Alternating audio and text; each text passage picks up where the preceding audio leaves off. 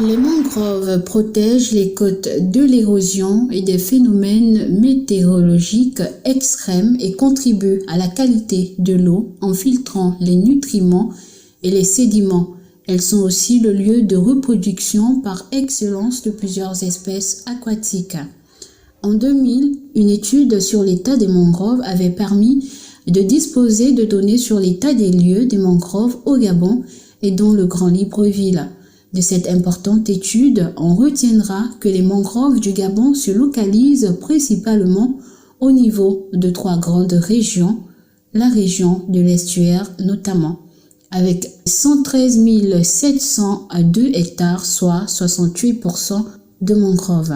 41% des mangroves du pays se trouvent à l'intérieur des aires protégées, notamment l'arboretum Raponda Walker, avec 502 hectares, et les parcs nationaux d'Akanda à 209 043 hectares. Les mangroves du Gabon couvraient à l'époque une superficie de 16 803 027 hectares, soit 1% de la superficie des forêts du Gabon, 24 hectares.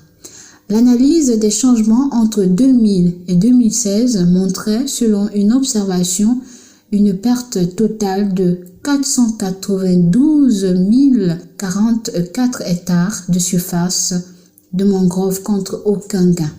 Les pertes observées se localisent principalement dans la région des mangroves de l'estuaire, avec 425 050 hectares, soit 87%, notamment à Libreville. Pour les autochtones du quartier Ozungé, Poubelle, zone côtière à Libreville, les mangroves sont de plus en plus détruites et le quartier devient inhabitable à cause de la pollution due au fumage intensif du poisson, explique Georges Ngondo, habitant du dit quartier. Ils arrivent nuitamment, ils s'installent, ils coupent la mangrove, ils font tout. La poubelle, après tout de suite il la décharge, il la jette à l'eau, comme vous voyez derrière moi. C'est des toilettes, c'est tout ça quoi. Et ça nous gêne énormément, on est fatigué d'en parler. Ils arrivent, ils détruisent la mangrove. Nous, on a grandi ici dans cette rivière-là. Il n'y avait pas tout ça, c'était brutal, regarde. Ils s'installent comme ils veulent, nuitamment. Tout le temps, on les tire les oreilles. La mangrove est importante si vous la détruisez. Et le poisson que vous pêchez vient se reposer dans la mangrove. Hein? Ils fouillent les gros poissons pour venir se cacher à la mangrove. Mais la même mangrove, vous la détruisez pour construire des maisons. Pour la petite histoire, c'est en juillet 1976 que débarquèrent dans cette zone les premiers pêcheurs venus du Nigeria, du Togo, du Bénin et bien d'autres pays côtiers. De cette date à aujourd'hui, c'est plusieurs générations de pêcheurs qui se sont succédés malgré les efforts du gouvernement qui met en place des stratégies de déguerpissement pour la protection de la mangrove. Il y a de cela 20 ans, je dis bien 20 ans, toute cette mangrove avait été coupée pour fumer la sardine. 20 ans après, regardez ce que c'est revenu. Au Gabon, nous avons une chance que d'autres n'en ont pas. Ça repousse seul. Depuis ici, vous pouvez voir chez l'ex-vice-président de la République, de l'époque d'Ivungi, vous voyez chez lui, maintenant on ne voit plus. Depuis ici, vous voyez le pont Numba, après qu'ils ont coupé, on ne voit plus le pont Numba. Ça a repoussé naturellement. Le combat maintenant, c'est de ne pas leur laisser recouper. François, un pêcheur résident à Ozungé Poubelle, nous parle de la difficulté qu'il rencontre à pêcher dans les zones autorisées de pêche au niveau des côtes de l'estuaire. La pêche ici, vraiment, depuis que nos anciens, nos pères sont déjà arrivés ici au Gabon, la pêche était vraiment bien, mais au niveau des parcs maintenant, c'est ça, là on a le problème. Parce que là on pêche, c'est là maintenant les gens des parcs ont pris. Là les gens des parcs ont fait des parcs nationaux, c'est ça. Donc pour pêcher maintenant, ça difficile. Parce que là c'est comme les gens. il y a un endroit que les gens habitent, c'est pas tout la terre. Là-bas, sont faits maintenant, c'est dans des parcs, maintenant c'est dans les zones des parcs. Donc la pêche maintenant est difficile. Dans un des nombreux débarcadères de mangroves situés dans le Grand Libreville, beaucoup ignorent le rôle de la mangrove dans la reproduction de cette espèce aquatique. La mangrove, c'est tout le pays que la mangrove était. Donc, les gens disent que le poisson sort de la mangrove, je dis c'est faux. Le poisson sort au ciel. Parce que quand la pluie plaît, ça c'est la saison sec, non? La saison sec, tous les poissons, ils vont rentrer dans la rivière. Mais quand la pluie plaît, toute la rivière là, ça va commencer à sentir. Le poisson va sortir, la sardine va sortir.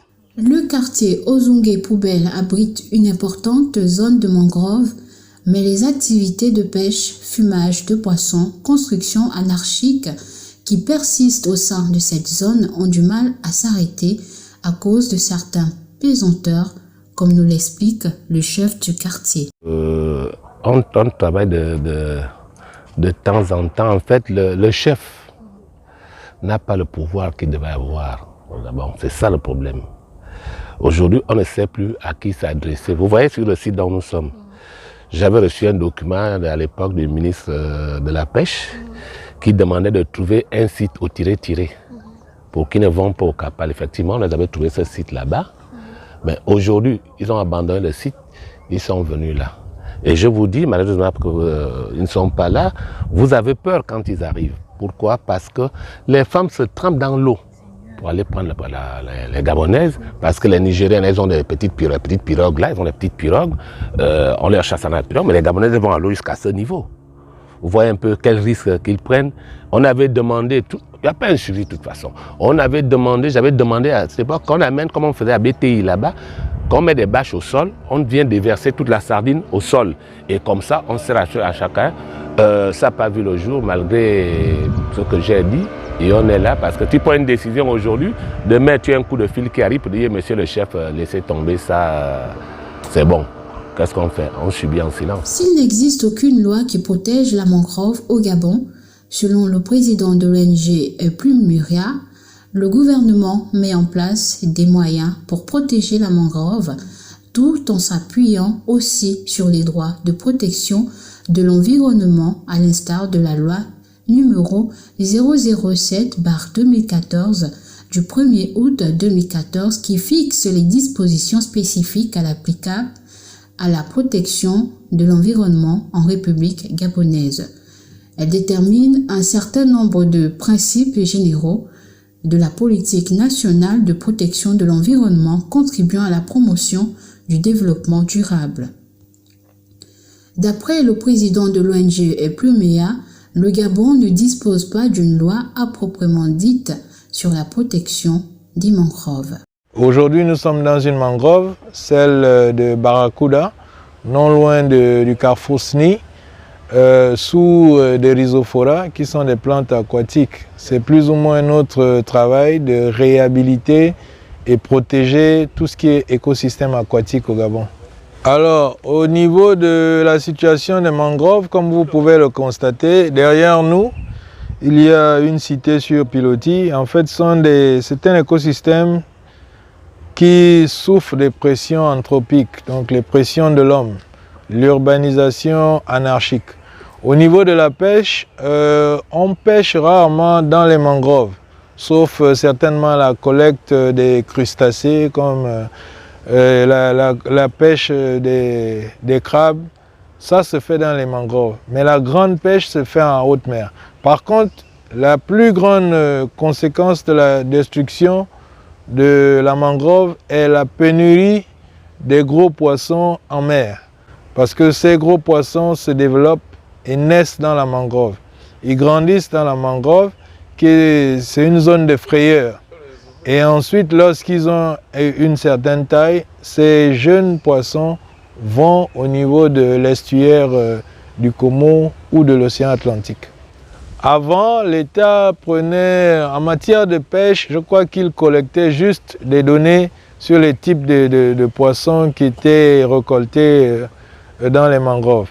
Mais en matière de protection et de sensibilisation des pêcheurs, en matière de sélection des espèces que l'on doit collecter dans les mangroves, cela n'était pas fait.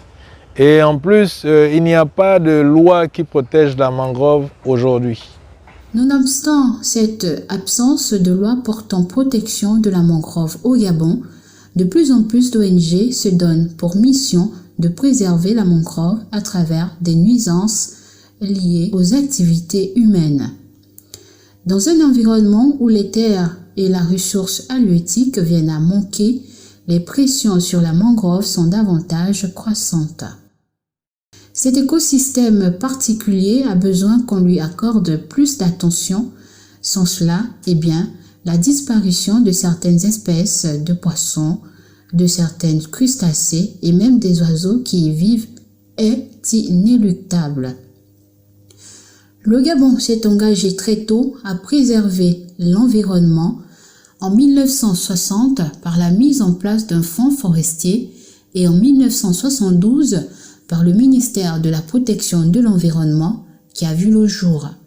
Il semble évident que la mangrove reste le parent pauvre de la politique de protection des forêts au Gabon.